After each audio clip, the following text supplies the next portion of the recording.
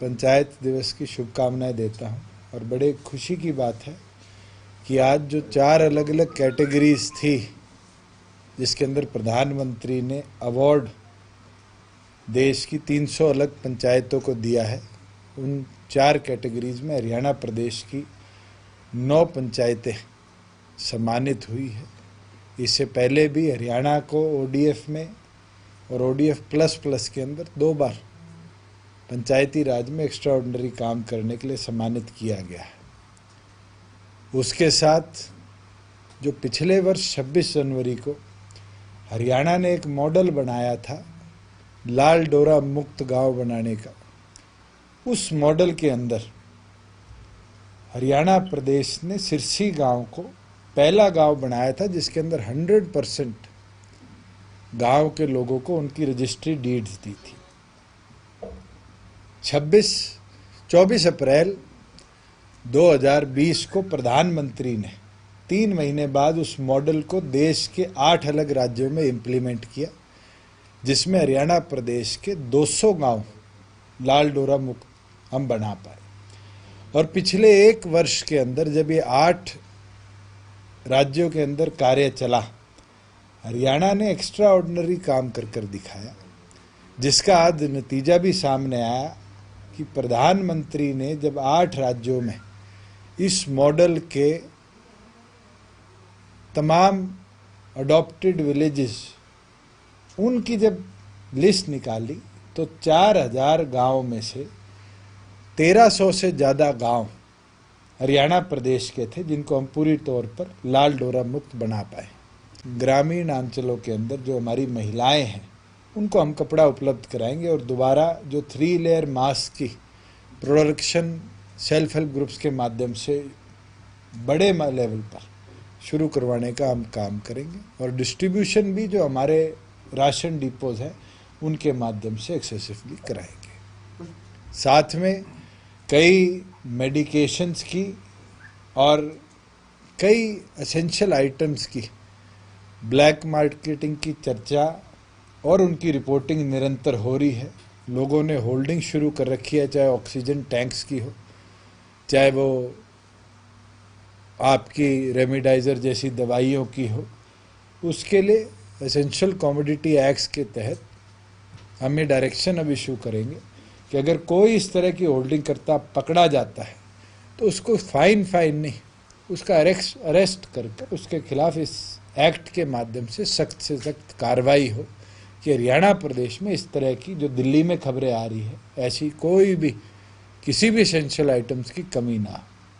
Proper monitoring हर district level पर करी जा रही है और जहाँ भी कोई इस तरह की कमी आती है उसके ऊपर तुरंत एक्शन लेने के लिए भी अधिकारियों को कहा गया।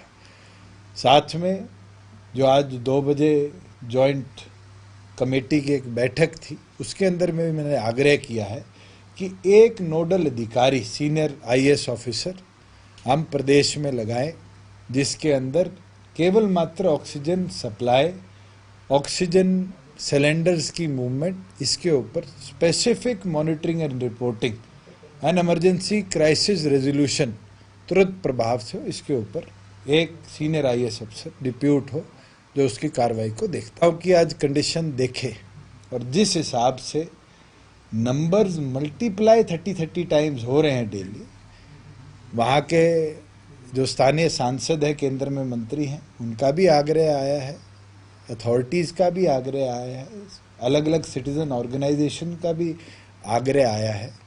मगर मुझे लगता है कि हम अगर 9 से 6 करें या 6 को 5 करें, आज ये फैसला एक गुड़गांव के लेने से नहीं आगे बढ़ेगा।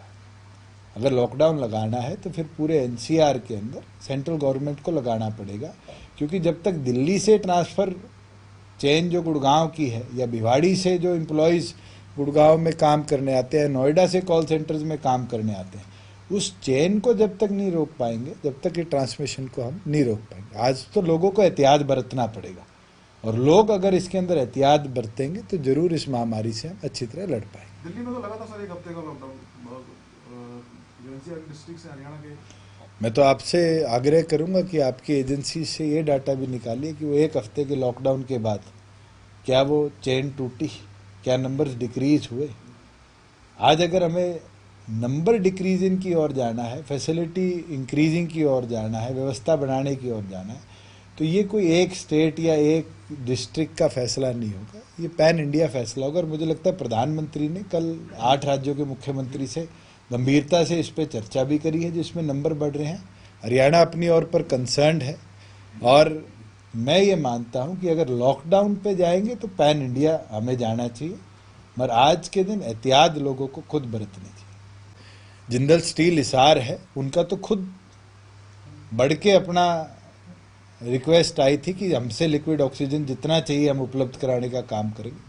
हमारी 1-2 और ऐसी फैक्ट्रीज हैं, हमने तमाम ऐसी फैक्ट्रीज जिसमें फर्नेस लगे हुए हैं, जिनको लिक्विड ऑक्सीजन की सप्लाई चाहिए होती है और उनकी खुद की प्रोडक्शन है, उनको लिस्टेड भी कर लिया है और उनकी सप्लाई को हमने हॉस्पिटल्स की ओर डाइवर्ट भी किया है। मुझे याद है 3 दिन पहले फोर्टिस गुड़गांव के अंदर से पैनिक कॉल आई थी कि ऑक्सीजन खत्म हो रहा है, तो जिंदल ने सरप्लस ऑक्सीजन सप्लाई को डाइवर्ट किया था। तो ऐसे छोटे छोटे कदम हैं, मुझे लगता है ये प्रोएक्टिव होकर हम सबको मिलकर स्टेप उठाने पड़ेंगे। अकेली मैं आपको सप्लाई करवा सकता हूँ कि जिनके अंदर छोटे छोटे प्रोडक्शन प्लांट है, not up to a capacity की वो एक टैंकर भरते हैं, मगर सिलेंडर भरने का हमने मॉनिटरिंग करी है। मगर मैं आज भी आपके माध्यम से भी सबसे आग्रह करता हूँ, मैं डॉक्टर तो नहीं हूँ, मेडिकल कंसल्टेशन जरूर लोग दें हॉस्पिटल जाने से पहले और पैनिक में मत आए। मेरे सामने स्वयं ऐसे ऐसे केसेज आए हैं जो ऑक्सीमीटर खराब होने के कारण लोग पैनिक में आ गए और कहने लगे कि मेरा 95 से 62 ऑक्सीजन चला गया, मुझे तो वेंटिलेटर चाहिए, जबकि दूसरी मशीन पे उसका ऑक्सीजन 97 था। तो मुझे लगता है कई बारी पैनिक भी एक नर्वसनेस क्रिएट कर देता है। प्रॉपर डॉक्टर की कंसल्टेशन के बाद ही आप हॉस्पिटल की तरफ जाइए। आज के दिन कोविड के अंदर मैं स्वयं घर रह के ठीक हुआ था। अगर आपके सिम्टम्स नहीं है या माइल्ड सिम्टम्स है या आप घर रह के तंदुरुस्त हो सकते हैं, मुझे लगता है हॉस्पिटल में आपको और ज़्यादा इन्फेक्ट होने का डर हो सकता है। घर में रह के तो आप जल्दी तंदुरुस्त हो सकते हैं। एक चीज़ कहना चाहूँगा, बहुत से लोग मेरे स्टाफ में भी थे जो वैक्सीन लगाने से डर रहे थे, कह रहे थे इसका रिएक्शन होता है। मैंने स्वयं वैक्सीन लगाई है, ना तो मेरे कोई रिएक्शन हुआ।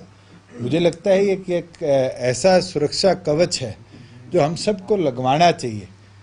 ये 100% फुल प्रूफ तो शायद इस वायरस के विरुद्ध ना हो, मगर एक कवच जरूर हमारे मास्क की तरह हो सकता है जो इस महामारी से लड़ाई में हमें सुरक्षित रखे। हमसे जुड़े रहने के लिए हमारे YouTube चैनल को सब्सक्राइब करें और नई वीडियो की नोटिफिकेशन के लिए बेल आइकॉन को दबाएं। अगर आप ये वीडियो Facebook पर देख रहे हैं तो लाइक जरूर करें और ज्यादा से ज्यादा शेयर करें। धन्यवाद।